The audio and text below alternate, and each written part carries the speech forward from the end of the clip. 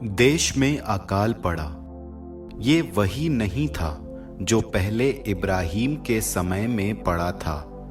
तब इसहाक गरार देश में फिलिस्तियों के राजा अबीमेलेक के पास गया।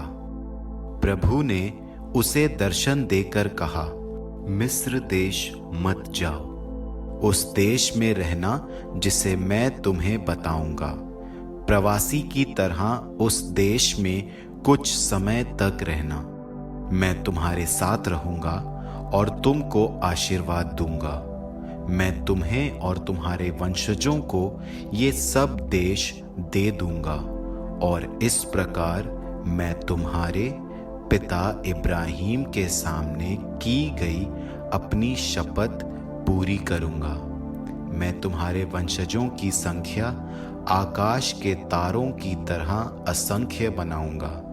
मैं ये सब देश तुम्हारे वंशजों को दूंगा और पृथ्वी की समस्त जातियां तुम्हारे वंशजों द्वारा आशीर्वाद प्राप्त करेंगी, क्योंकि इब्राहीम ने मेरे आदेश, मेरी आज्ञा, मेरे विधि निषेध आदि सब का पूरी तरह पालन किया था।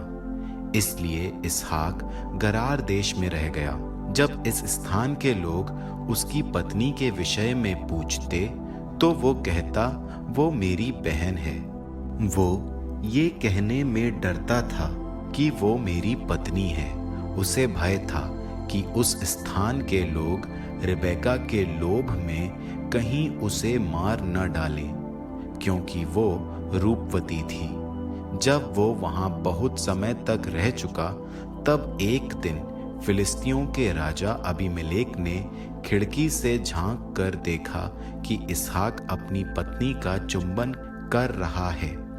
इस पर अबीमेलेक ने इसहाक को बुलवा कर कहा, अवश्य ही वो तुम्हारी पत्नी है। तुमने ये क्यों कहा कि वो तुम्हारी बहन है? इसहाक ने उसे उत्तर दिया, मैं सोचता था कि कहीं उसके कारण मेरा वध न किया जाए।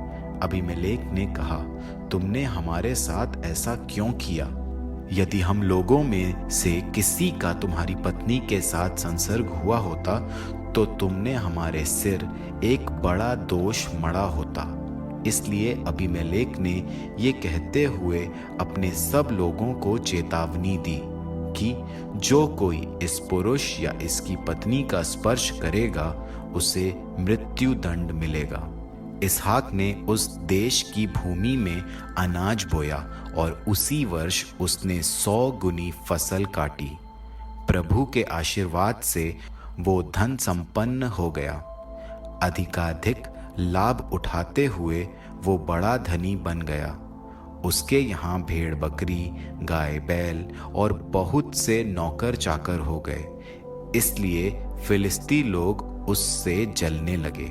फिलिस्तियों ने उन सब कुओं को मिट्टी भर कर बंद कर दिया था जो उसके पिता इब्राहीम के समय उसके पिता के नौकरों द्वारा खोदे गए थे।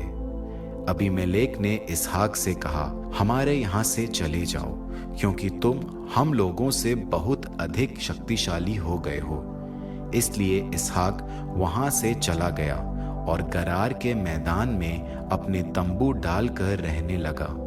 इसहाक ने उन कुओं को फिर से खोला जो उसके पिता इब्राहीम के समय बनाए गए थे और जिन्हें इब्राहीम की मृत्यु के बाद फिलिस्तियों ने बंद कर दिया था।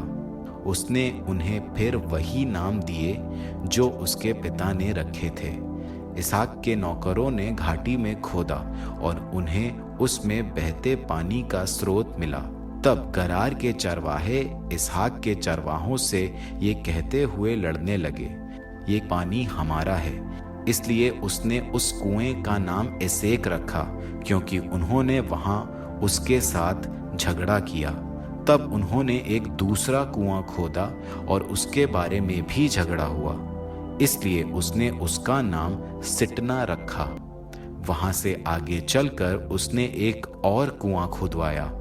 उसके लिए कोई झगड़ा नहीं हुआ, इसलिए उसने उसका नाम रहोबोत रखा और कहा, प्रभु ने हमारे विस्तार के लिए हमें भूमि प्रदान की है। अब हम देश भर में बढ़ते जाएंगे। वहां से वो बेर शेबा गया। उसी रात प्रभु ने उसे दर्शन देकर कहा, मैं तुम्हारे पिता इब्राहिम का ईश्वर हूँ। डरो मत, मैं तुम्हारे साथ हूँ। मैं तुमको आशीर्वाद दूंगा और अपने सेवक इब्राहिम के कारण मैं तुम्हारे वंशजों की संख्या बढ़ाऊंगा। उसने वहीं एक वेदी बनाई, प्रभु से प्रार्थना की और वहीं उसने अपना तंबू डाल लिया। इसहाक के नौकरों ने वहां एक कुआं खोदा। इसके बाद अबीमेलेक अपने मंत्री अहुज्जत और अपने सेनापति पीकोल के साथ गरार से उसके पास आया। इसहाक ने उनसे पूछा, आप मेरे पास क्यों आए?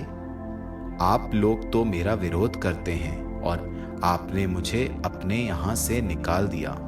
उन्होंने उत्तर दिया, हमने अपनी आंखों से देखा कि प्रभु तुम्हारे साथ है। तभी हमने सोचा कि हमारे तुम्हारे बीच शपथ पूर्वक एक संधि होनी चाहिए, इसलिए हम तुम्हारे साथ संधि करना चाहते हैं। तुम हमें कोई हानि नहीं पहुंचाओगे, क्योंकि हमने भी तुम्हारी कोई हानि नहीं की, बल्कि तुमको शांति पूर्वक विदा किया था। अब तो तुमको प्रभु की कृपा प्राप्त है। इसहाक ने उन्हें एक भोज दिया और उन्होंने खाया पिया। फिर दूसरे दिन बड़े सवेरे उठकर उन्होंने आपस में संधि की शपथ खाई। इसहाक ने उन्हें विदा किया और वे शांति पूर्वक उसके वहां से चले गए। उसी दिन इसहाक के नौकरों ने आकर उस कुएं के विषय में जिसे वे खोद रहे थे ये खबर दी कि हमको पानी मिल गया है। उसने उसे शेबा नाम दिया, इसलिए आज तक उस नगर का नाम बेर शेबा है। जब एसाव 40 वर्ष का था तो उसने हित्ती बैरी की यूदीत नामक पुत्री के साथ और हित्ती एलोन की पुत्री बासमत के साथ विवाह किया। इन पत्नियों ने इसहाक और रिबेका दोनों का जीवन बड़ा दुखी बना दिया।